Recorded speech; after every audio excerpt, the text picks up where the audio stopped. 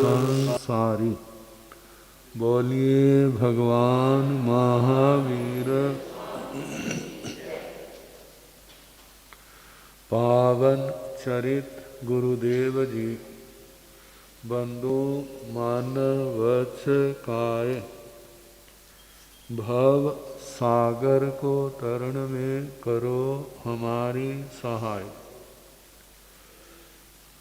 जिन शासन जिन वाणी सदा जयवंत हो, श्रवण संग सदा अविचल मंगल हो। मुक्ति को प्राप्त श्रमण भगवान महावीर स्वामी, उनकी परम पावन कल्याणी भागवती वाणी वाचक प्रमुख श्री इंदर भूति गौतमादि गणधर भगवंत, युग प्रधानाचार्य परम पूज्य श्री सुधर्मा स्वामी जी महाराज, उनकी परम पावन पाठ परंपरा, वर्तमान आचार्य ध्यान योगी परम पूज्य श्री शिव मुनि जी महाराज एवं गुरुजन सबके पावन चरण सरोजों में मेरा अनंत अनंत बार वंदना नमस्कार।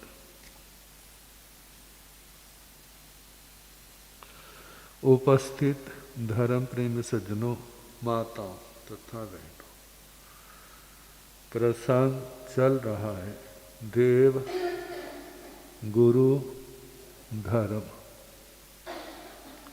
गुरु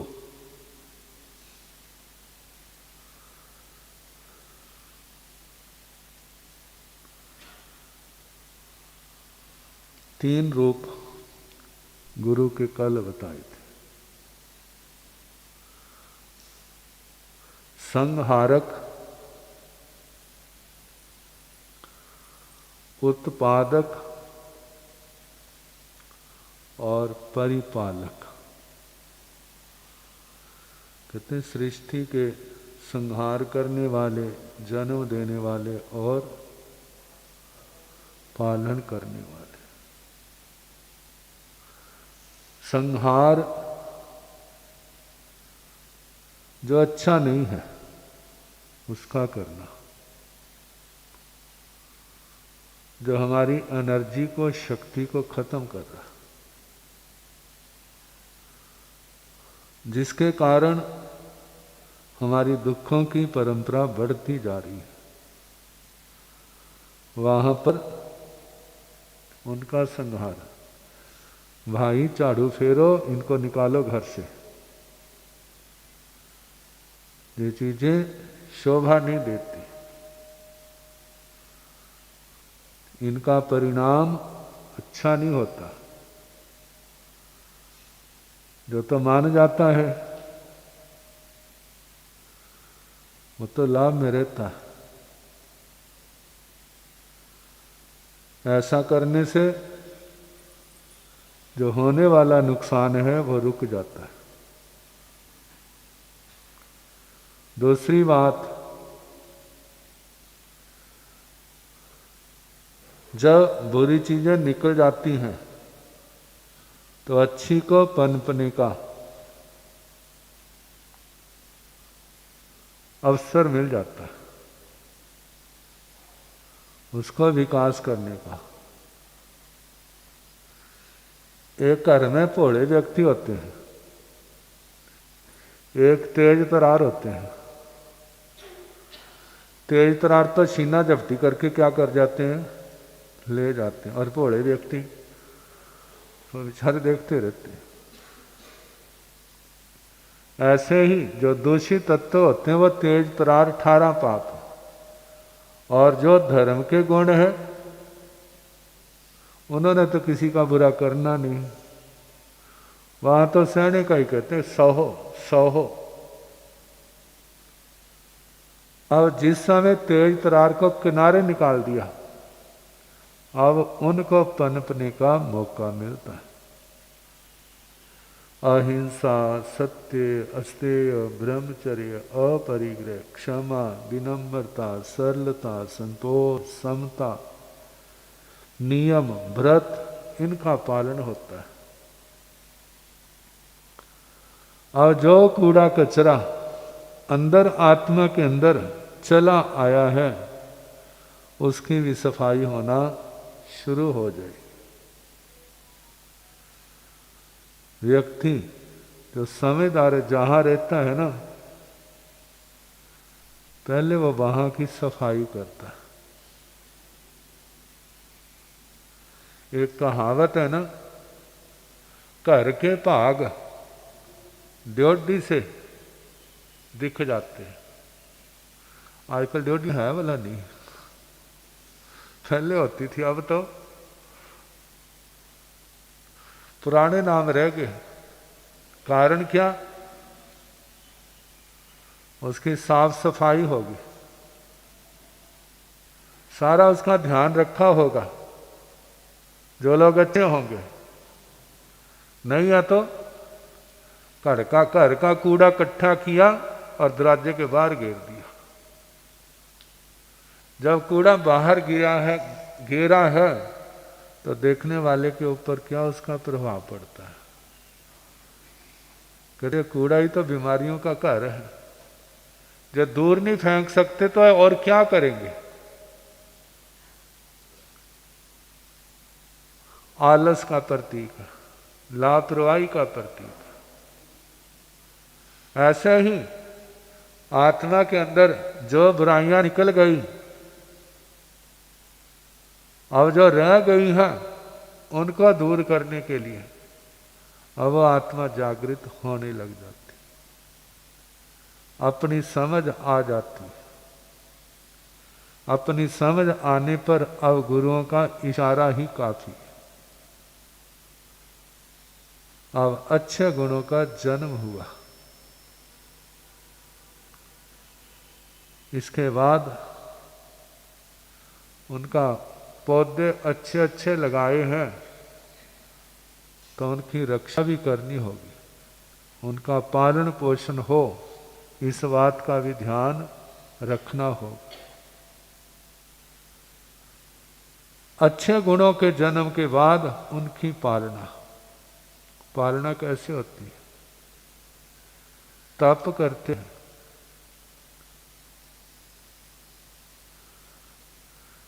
एक तप किया, जो उससे मिला उसको उड़ा दिया तो घर की पोषणा तो नहीं होगी। पैसा कमाया, बुरे कामों में, अनावश्यक क्रियाओं में लगा दिया, और परिवार की पोषणा थोड़ी होगी। जब उस ओर से रुक गया, मेहनत करते हैं, इनकम आती है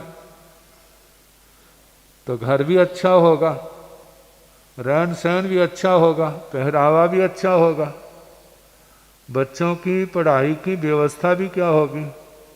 अच्छी होगी। अपना खाना पीना वो भी स्वास्थ्यवर्धक होगा, स्वास्थ्य ठीक होगा, शरीर निरोग होंगे, बच्चे भी पढ़ लिख रहे हैं, अच्छे संस्कार हैं, अच्छी शिक्षाएं मिल रही हैं, तो इससे उस परिवार के भविष्य का अच्छा निर्माण हो रहा। ये क्या है? पालना। गुरुओं ने शिक्षा तो दे दी कि ऐसा ऐसा नहीं करना, ऐसा करना है, और उसको संभालना किसने है? उसी आत्मा ने संभालना। अब जो तप, नियम, व्रत संसार के सुखों के लिए आराधते हैं,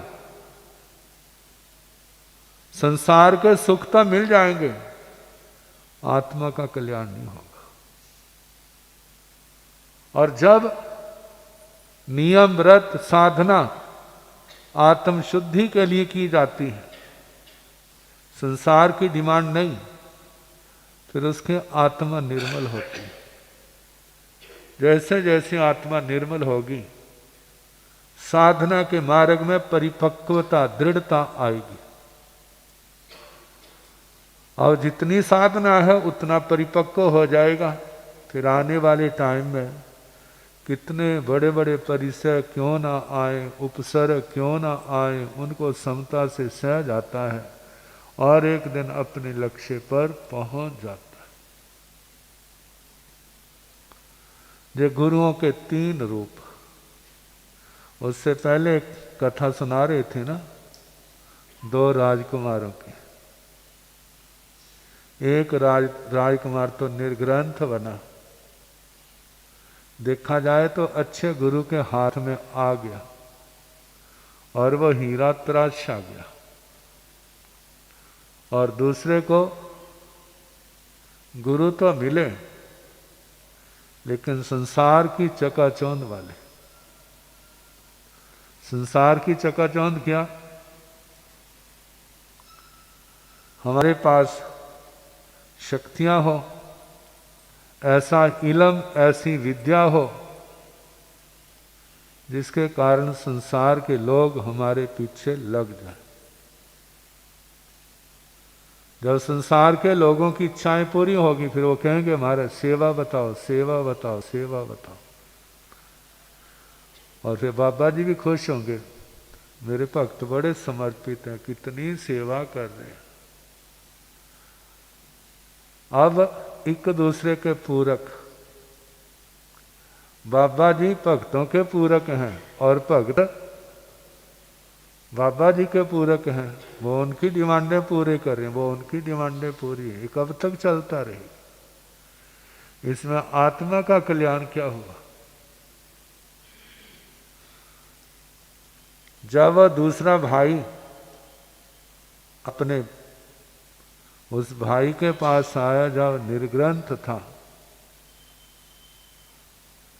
कहते तेरे को ऐसा क्या मिल गया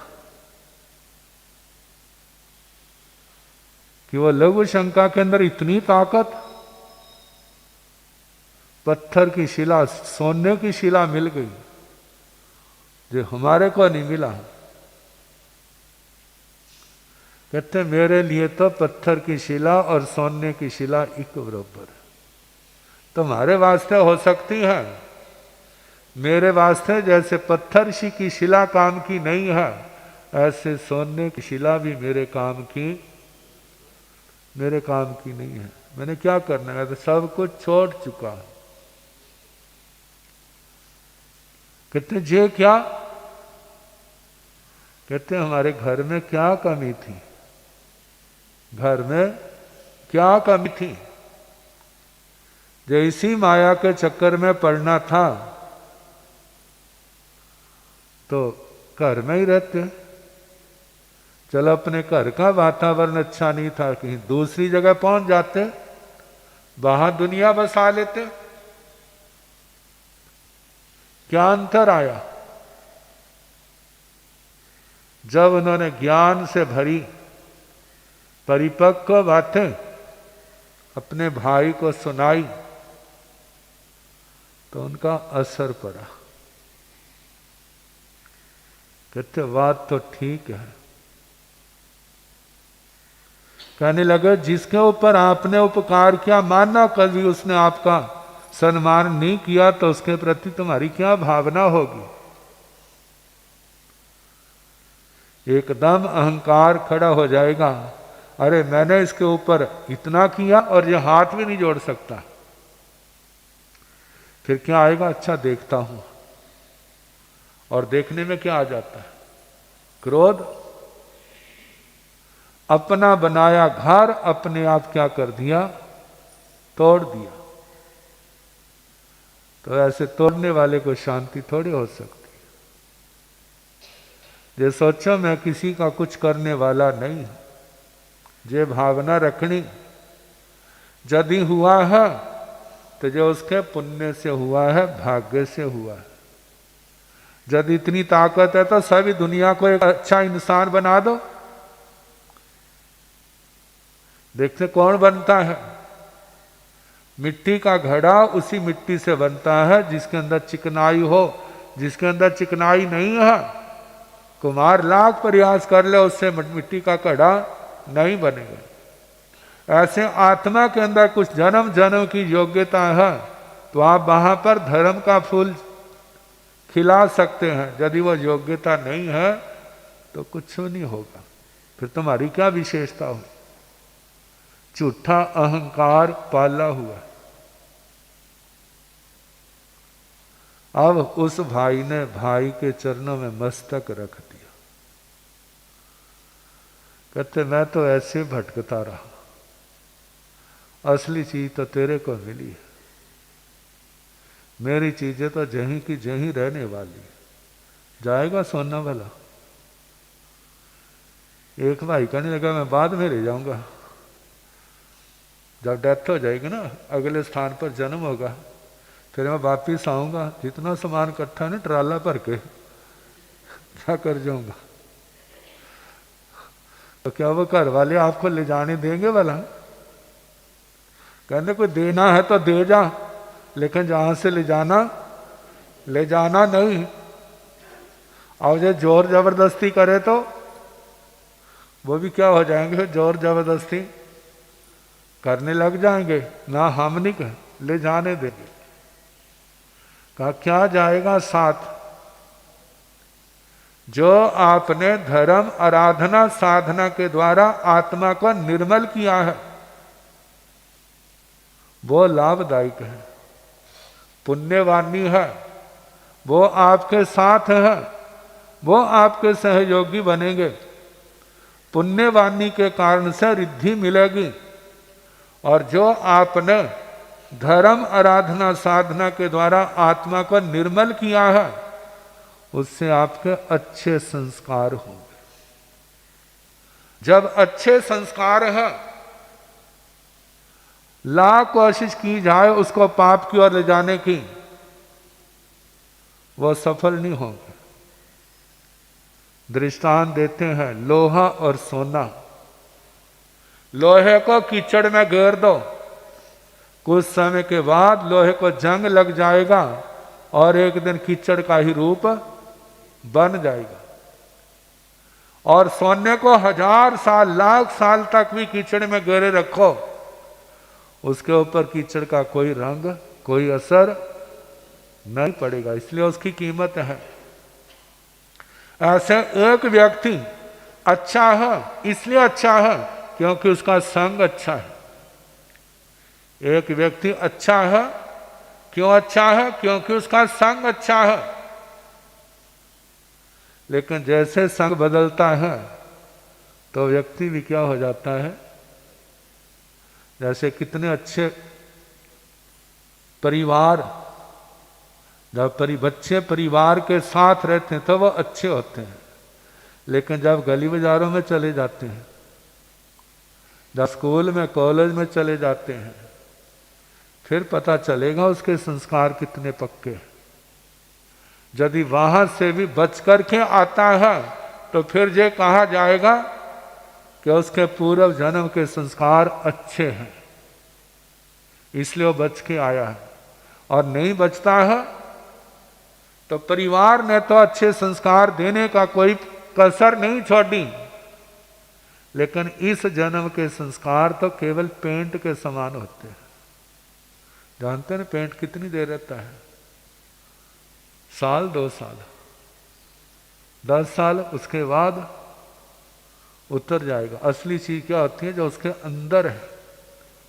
ऐसे पूर्व जन्म की जिसने साधना की है, तपस्या की है, अच्छे संस्कारों का उपार्जन किया है, जब वो अच्छे संस्कार लेके आता है तो बाहर के मानो किसी पाप के कारण से गलत परिवार में जन्म ले लिया, उस परिवार के रंग में रंग गया, लेकिन संस्कार तो अंदर है ना सुरक्षित। जैसे बड़ा होगा अच्छा संग उसको मिलेगा, और जितने बुरे संस्कार थे सारे के सारे क्या होंगे? जैसे कपड़े को धोने से मैल उतर जाती है ना, ऐसे वो बुरे संस्कार उसके धुल जाएंगे। उसके बाद परिवार कितनी कोशिश क्यों ना करे उसको अपने रंग में रंगने का, लेकिन वह रंगेगा नहीं। जैसे हमारे दृष्टांत आता है ना सुलस का, काल कसाई का बेटा था। काल कसाई को सुधारने का बड़ा प्रयास किया, तू भाई हिंसा छोड़ दे। कहे तुम तलवार छोड़ दो, मैं ये छोड़ता हूं, लेकिन तुम छोड़ दो, मैं नहीं छोड़ूंगा, ये मेरा कुल धर्म है। अब वो सोचने लगे ये तो पक्का घड़ा टूट जाएगा, लेकिन अच्छा नहीं होगा। कहते इसका बच्चा कोरा कड़ा है, उसको ठीक करो। और बच्चे को प्यार दिया, दुलार दिया, सहयोग दिया, अच्छे संस्कार दिए। अब अपने माँ बाप के प्यार को भूल गए। कहते ये लोग अच्छे हैं, मेरा कितना ध्यान रखते हैं, और जब प्यार से समझाते हैं ऐसा नहीं करना, क्यों नहीं करना, इसलिए नहीं करना, उसके दिमाग में बैठ गया। जब बैठ गया और उसका खाना पीना शुद्ध हो गया, आचार विचार शुद्ध हो गया, बापू कह रहा इन लोगों ने मेरे बेटे को बिगाड़ दिया, और मेरा कहना नहीं मानता। क्या नहीं कहना मानता? जो कहना मनवाना चाहता वो नहीं मानता। एक बार की बात है, पूज्य प्रवर्तक श्री अमर मुनि महाराज के पास एक बच्चा आया, बड़ा था। उनकी वाणी सुन के बड़ा अच्छा प्रभावित हुआ। उसने नियम कर लिया मैं रात को नहीं खाना खाऊंगा। अब जब नियम कर लिया तो उसने शाम को खाना खा लेना। तो रात को जब बापूजी खाना खाते, कहने बेटा खाना खा ले। कहते मैंने खा लिया हुआ। कहते कब खाया? शाम को। कहे मेरे साथ खा। कहते नहीं मेरा तो नियम है। क्या नियम है? मैंने रात को नहीं खाना, दिन को खा लिया था मैंने, शाम को पूछ लो, माँ से पूछ लो, खा लिया था। कहते हाँ। कहते मैं कह रहा ना तू खा जा, एक गिलास खा। कहते नहीं मैंने तो संतोष से नियम लिया है। कहे देखो मेरा बेटा कैसा ऊत बन गया, मेरा कहना नहीं मानता। अब क्या बनवाना चाहता है? लोगों को कहता है मेरा बेटा कहना नहीं मानता। कहते क्या नहीं कहना मानता? रात को खाना नहीं खाता। कहते नहीं खाता, तेरे को क्या नुकसान है भला? कहते नुकसान तो नहीं, लेकिन मेरी आन का प्रश्न है ना।